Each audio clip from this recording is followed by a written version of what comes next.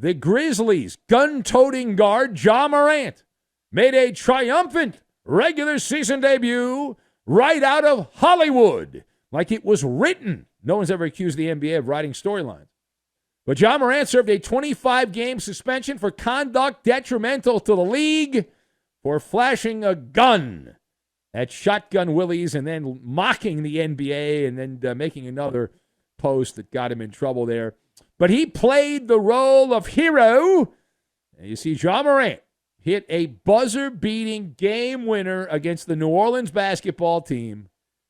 He had a 34-point night, 8 assists, 6 rebounds, shot 12 of 24 floor in 35 minutes. The Pelicans led this game by as many as 24 points. They had a 10-point lead in the fourth quarter, but Ja Morant and his running mate, Jaren Jackson Jr., each had 14 in the final period. And we mentioned Ja Morant, the game-winning shot, so they get the win. The question, has Grizzlies star Ja Morant learned his lesson? I am shaking my head no. I've got principal's office, hamburger helper, and garden. I've got all of these things. We're going to mix them together, and we're going to put together another suspension is what we're going to put together. Now, why are we going to put together another suspension? Because that ultimately is what's going to end up happening here. And my main piece of evidence, now it's not just that Ja Morant's a repeat offender, that he's shooting from the hip on social media blunders galore. Now, I'll concede, listen, the guy's a heck of a ball player, and that's why the Grizzlies are putting up with this. If he couldn't play, he wouldn't be in the NBA. But he's good. And so when you're good, people look the other way. It's in any business. I do radio, and I've worked with people that were, let's just say, they were self-destructive. They did things that hurt themselves and other people, and they kept their jobs because they got ratings, and they were popular, and people look the other way. But he talks the talk, Ja Morant, but doesn't necessarily walk the walk. Seeing is believing. But the main piece of evidence is Ja Morant yelling as he was walking in the bowels of the arena in the Bayou about keeping receipts. He's walking off the court. So who exactly is Ja Morant keeping receipts of? Serious question. Because when I look at it, the one that got him in trouble was the man in the mirror. So is he like checking out the mirror? Is it like, I'm keeping the receipts. Who bought this mirror? I don't like the mirror. I'm not happy with the mirror. What receipts is he talking about? And the idea that he's gonna, that was the first game back, right? You think, all right, I'll be good for a couple of games. I won't do anything to rock the boat. But Ja is visiting the Stubborn Mule Sports Bar, and we would be surprised if we do not do another monologue within the next year and a half where he is in the principal's office, that he will be there in the principal's office, called on to the carpet sooner than later. And here's why. I've heard nothing to indicate that he has changed his ways. He's still surrounded by the same knuckleheads that have helped lead him down the garden path and the amen corner of hangers-on, people riding his coattails, living the baller life. And Ja does appear to like doing cosplay. He likes to pretend he's a gangster. And I remember Shannon Sharp ranting about this, and others have pointed out how silly this is. But I don't see him changing despite the 25-game suspension and all that. And it's hardly punishment. Like, there were rumors the NBA was going to suspend him indefinitely like they did Draymond Green, that he would be out for the entire year. But he rubbed his nose in Adam Silver and the dum-dums at the NBA who signed off on the initial punishment. Now, the initial punishment was some next-level wackadoodle quackery, some medical quackery in some therapy. We looked it up. I forget what it is right now, but it was just ridiculous. Like, it had been proven to be bogus. And the NBA is like, okay, he's going to go to this therapy.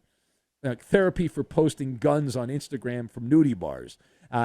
Good luck on that.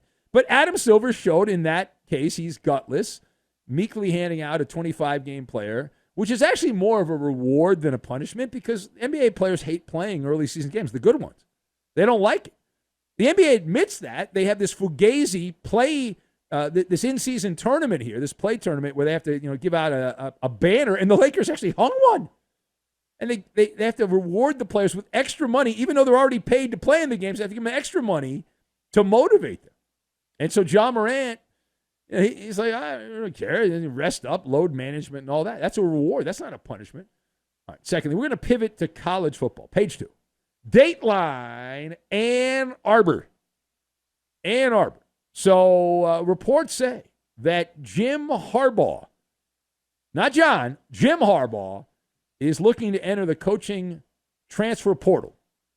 This is a yearly story. It happens every year at about this time, that Harbaugh, Jim, is contemplating an exit stage left from the sidelines of the Wolverines.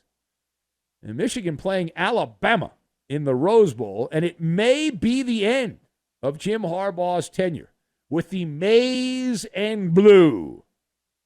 So the question, and I'm going to go first, does Jim Harbaugh leave Michigan for the NFL? So the indicator arrow is pointed towards yes. Keep in mind, though, that the arrow has been pointed yes the last 2 years, and he's ended up back at Michigan. But it is a little different now. Harbaugh has been in the crosshairs with the Big Ten and big college football in general. We know he has a wandering eye. It's not my opinion. It is a fact. 2 years ago, he wanted the Viking job. I was told by somebody that knows some stuff that he thought he was getting the Viking job. So much so, that's why he flew into Minnesota on National Signing Day and was meeting with the Vikings because he just assumed he was leaving Michigan, and that was that. And then it didn't hurt Michigan's recruiting too much, and he didn't get the job.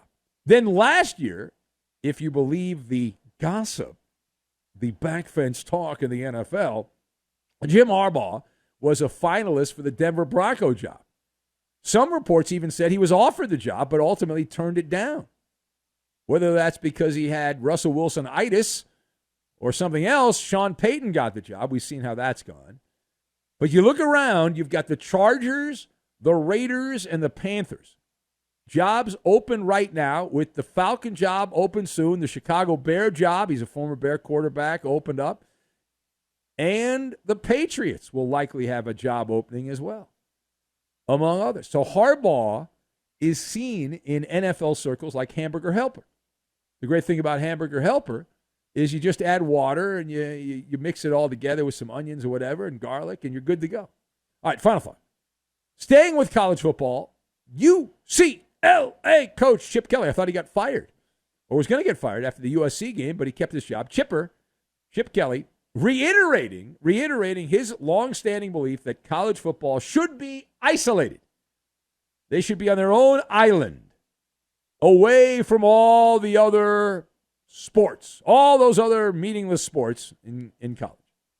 You might have seen this over the weekend. So Kelly preached about the logistical challenges for non-revenue sports. He then repeated his claim in another interview this week, saying that college football should be, quote, separate from the traditional model with its own structure.